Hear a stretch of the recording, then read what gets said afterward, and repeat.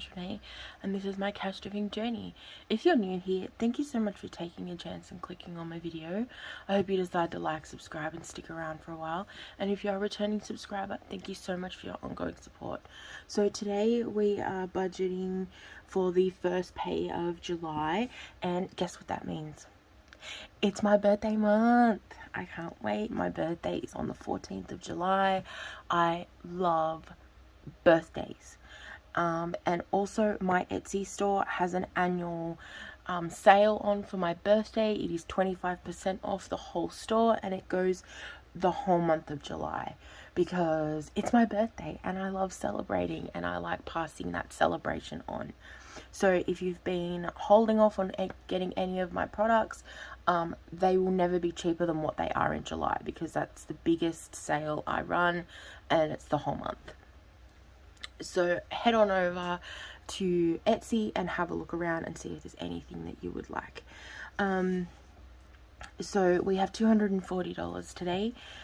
For high priority, they're all getting $5. So there's deposit, emergency, Evelyn, William, Les, Renee, kids fun, family fun, car maintenance, specialist, health, fitness, future, goals, and Oshitaki mushrooms, totaling $75. Low priority, we have school expenses, household, and rego, and that is $20. And then savings challenges is $145. As I've mentioned in the past, our budget is still pretty low at the moment. We're just kind of focusing on paying our bills and the savings challenges because that's what really keeps me motivated and on track. So I would like to focus on those. But something else I wanted to talk about really quickly is everybody's budget is different. Everyone's looks different. Everyone is different. So to me, the two... Cat, she's being unbearable today.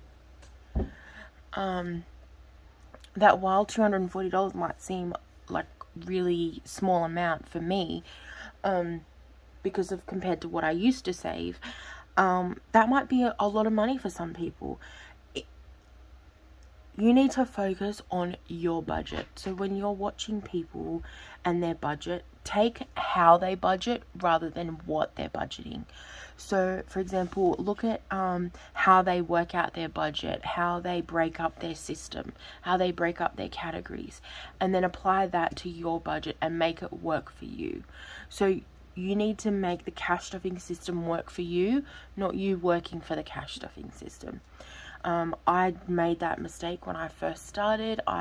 One of the first cash stuffers I saw was Pink X Budgets, and she is amazing, but she was cash stuffing like large amounts of money, and I tried to do the same, and of course it didn't work in our budget. I was overstuffing. I wasn't leaving us enough money at the end of the fortnight. We would have to continually go into our envelopes every fortnight. It was very discouraging, and I nearly gave up, and it wasn't until I changed it all around to suit my budget that things started to kind of make sense. And another thing I also wanted to say is start small. The cash stuffing system is something that you're continually learning. Every time that you watch someone else's video, you learn something new, you learn something different, you see a different way of doing things. So my recommendation is start small.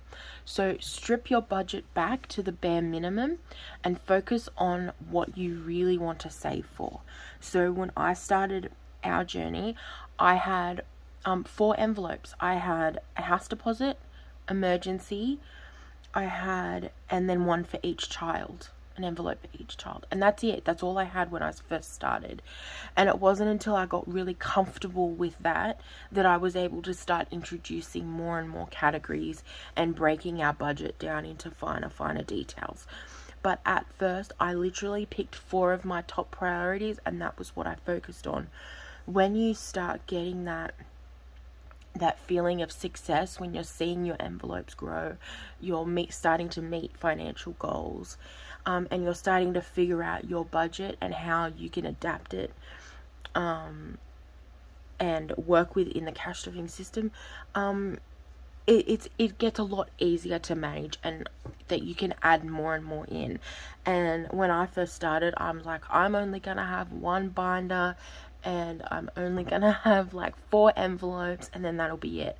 Yeah. This is me 2 years later. So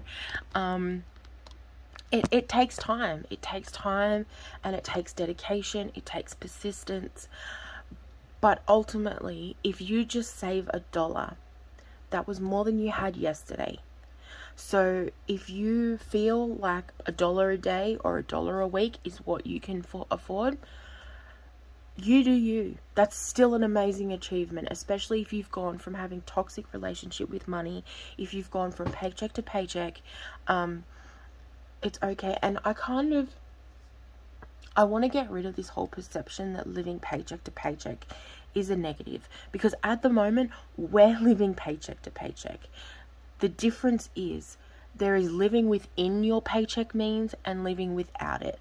If you're outside of your means and you're spending more than you're earning, there's an issue there, and that's either an income or a spending issue. So either you're spending too much or you're not earning enough. And the best thing to do with that is print off a couple of months worth of statements, go through it, take out your essential bills like rent, utilities, debt payments, take out your general daily living expenses, so fuel, groceries, things like that, and then see what's left. And if you're earning enough but spending too much, then you can switch that around. If you're not earning enough, you can find a way to get more income. But living paycheck to paycheck is not a bad thing if that's what works for you, and if you struggle to look at big pictures, which can be very overwhelming. Paycheck to paycheck is fine, and that's what we live paycheck to paycheck. The difference is I recognize that we have bills coming in that are very expensive.